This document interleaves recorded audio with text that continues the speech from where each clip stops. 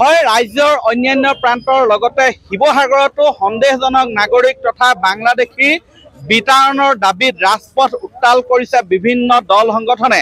আজি এই সন্ধিয়া শিৱসাগৰত 7টা জাতীয় সংগঠনে ঐক্যবদ্ধভাৱে জোৰ সমদল উলিয়াই বাংলাদেশী বিতাৰণৰ দাবী তুলিছে। মই দেখুৱাইছো শিৱসাগৰৰ টাই সাংস্কৃতিক গৱেষণা কেন্দ্ৰৰ সন্মুখৰ পৰা এনেধৰণেই টাই আহোম ছাত্ৰ সন্থা,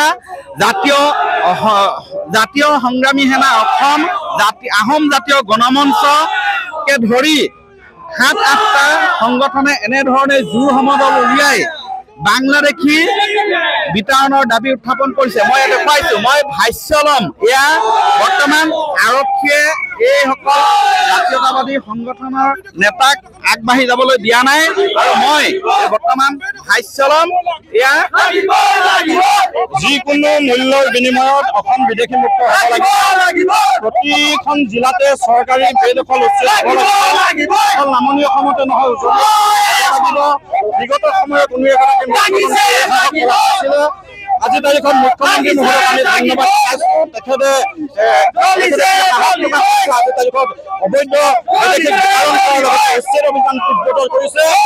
উজনি অসমৰ পৰা আমি তেখেতক সমৰ্থন জনাই প্ৰতিবাদী কাৰ্যসূচী গ্ৰহণ কৰিছো আৰু অহাকালিৰ পৰা উজনি অসমত যিমান বিদেশী আছে সকলোকে আমি আহ্বান জনাইছো উজনি অসম ত্যাগ কৰিব লাগে।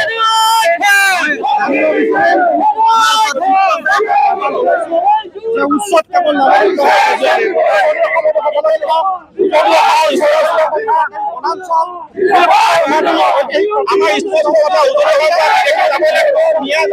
অন্যথা কিন্তু পৰিস্থিতি আপোনালোকে আজি জোৰ সমদল উলিয়াইছে, ইয়াত ৰখাই থোৱা নাই। আমি যাবলৈ লৈ আছো আৰু কিছুমান কাম ওলাই যাম। আমাৰ দাবী হৈছে উজনি অসমত বাংলাদেশী মুক্ত কৰিব লাগিব। কাইলৈ আমাৰ উজনি অসমত থকা প্ৰতিটো ইটা ভাটা, প্ৰতিটো লোহা দে আৰু প্ৰতিটো ভাগত অভিযান চলিব, য'তে মিয়া দেখা পাব টকা খেলা হ'ব। অসমৰ যি উচ্ছেদ অভিযান চলি আছে, এই উচ্ছেদ আমি সমৰ্থন জনাইছো। মাননীয় মুখ্যমন্ত্ৰী ডাঙৰীয়াৰ নেতৃত্বত অসমৰ পৰা যি বেদখল মুক্ত যি প্ৰচেষ্টা লৈছে, এই প্ৰচেষ্টা প্ৰশংসনীয় সাহসী বুলি আমি ঘোষণা কৰিছো। সেইকাৰণে আজি এই জোৰ সমদলৰ জৰিয়তে আমি উজনি অসমতো এই অভিযান চলাবৰ কাৰণে আমি অসম চৰকাৰক আহ্বান জনাইছো। উজনি অসমত উজনি অসমৰ যি চৰকাৰী ভূমি বেদখল হৈছে, এই মুচিয়াত হ'ব লাগে বুলি আমি ঘোষণা কৰিছো। এয়া মই দেখুৱাইছো শিৱসাগৰৰ টাই সাংস্কৃতিক গৱেষণা কেন্দ্ৰৰ সন্মুখৰ পৰা এনেধৰণে বাংলাদেশী বিতাৰণৰ দাবীত জোৰ সমদল উলিওৱা হৈছে। এতিয়া লক্ষণীয় হ'ব এই সমদল কিমান দূৰ আগবাঢ়ি যাবলৈ দিব আৰক্ষীয়ে, কাৰণ ইতিমধ্যে মই দেখুৱাইছো ইয়াত যথেষ্ট সংখ্যক আৰক্ষী, নিৰাপত্তা আৰক্ষী আছে, যিসকলে বৰ্তমান এই জোৰ সমদল বৰ্তমান এই স্থানতে ৰখাই থৈছে। এয়া মই দেখুৱাইছো শিৱসাগৰত পৰিস্থিতি। এয়া মই দেখুৱাইছো আৰক্ষী আছে, আৰক্ষী বাধা প্ৰদান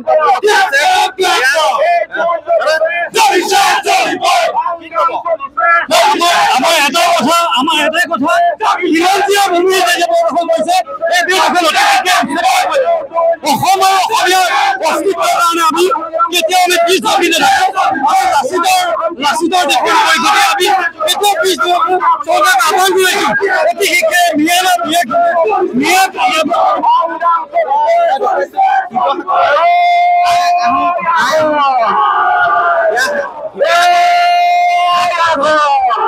ৰাজপথ উত্তাল কৰিছে জোৰ সমদল উলিয়াই। এয়া আহোম জাতীয় গণমঞ্চ, আপাচো, জাতীয় সংগ্ৰামী সেনা অসমকে ধৰি কেইবাটাও জাতীয় সংগঠনে এনেধৰণে শিৱসাগৰৰ চহৰত আজি জোৰ সমদল উলিয়াই বাংলাদেশী তথা সন্দেহজনক নাগৰিকক অসমৰ পৰা বিতাৰণৰ দাবী তুলিছে। মই দেখুৱাইছো আৰু এয়া শিৱসাগৰ পৰিৱেশ। আৰু কাইলৈ পৰা এইকেইটা জাতীয় সংগঠনে যৌথভাৱে উজনি অসম তথা শিৱসাগৰত সন্দেহজনক নাগৰিকৰ বিৰুদ্ধে ঘৰে ঘৰে গৈ অভিযান চলাব বুলিও স্পষ্ট কৰি দিছে।